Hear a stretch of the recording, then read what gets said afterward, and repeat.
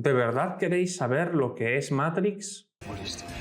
Matrix es una película de ciencia ficción cyberpunk de 1999 dirigida por los hermanos, ahora hermanas Wachowski, y que bien podría considerarse como la película de culto de la generación millennial. Su secreto está, como bien diría el anuncio, en la mezcla de géneros, de temas, de estilos, así como de técnicas tanto narrativas como de promoción. En resumen, Matrix es una película que debe su estatus tanto a su mérito propio como al factor sorpresa, y resulta por ello ideal para entender toda una mentalidad relacionada con el cambio de milenio. Esto, junto a sus revolucionarios efectos especiales, entre los cuales destaca el tiempo bala, o el bullet time, es decir, la simulación de una cámara que se mueve a gran velocidad en un espacio que ha sido ralentizado, fueron una serie de elementos que nos dejaron con la sensación de haber asistido a algo irrepetible. La película se promocionó especialmente a través de Internet, un medio que por entonces se estaba descubriendo, produciendo con ello un ambiente de clandestinidad que nos conducía a resolver la pregunta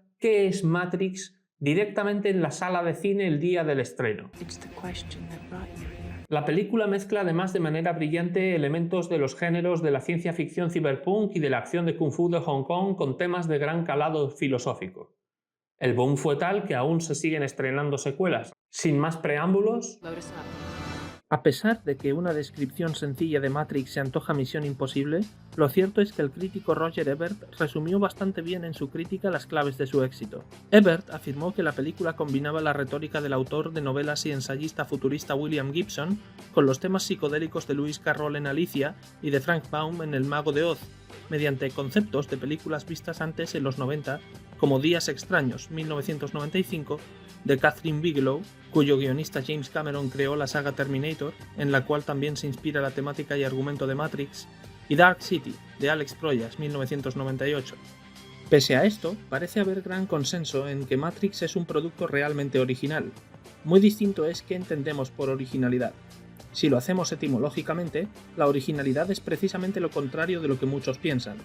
No es algo nuevo, sino que se remonta a lo antiguo, al origen.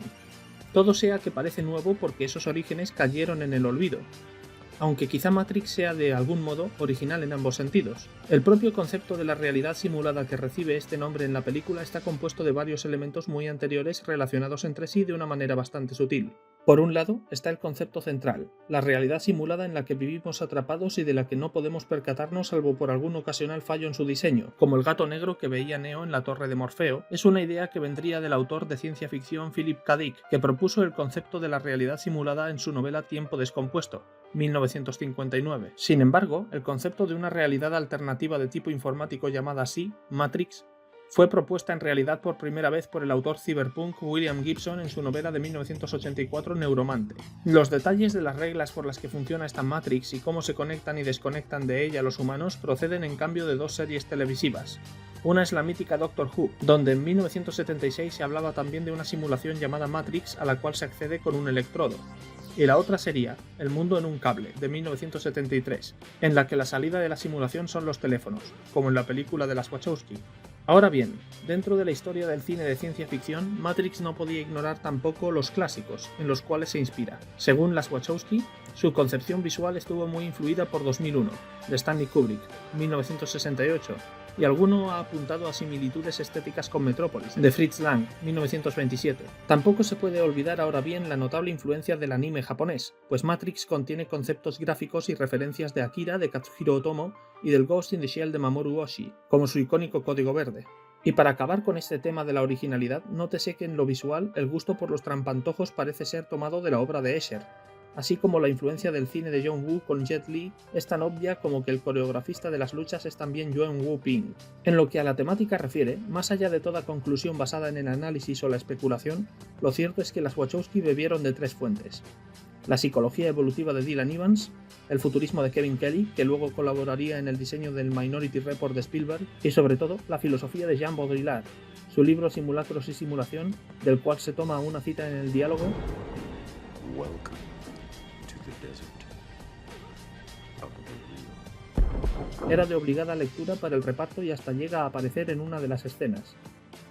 Aunque el mensaje de la película de las Wachowski parece ser más bien neoplatónico, razón de que al propio Baudrillard le disgustase la interpretación que se hizo de su trabajo en el film, aunque la secuela, Matrix Reloaded, sí parece ser más posmoderna. Al menos, seguramente puede hablarse de neoplatonismo en el caso de Matrix si atendemos a la lectura que se suele hacer de la película como un equivalente a la alegoría de la caverna de Platón y su forma de revestir esto con alusiones religiosas y místicas, sobre todo al Vedanta hindú, al budismo, al misticismo griego y romano. La frase del oráculo, conócete a ti mismo, es de Delfos pero aparece en latín, y, sobre todo, al gnosticismo y el cristianismo.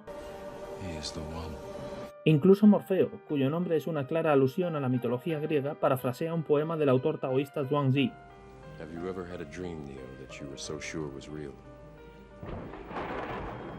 What if you were unable to wake from that dream?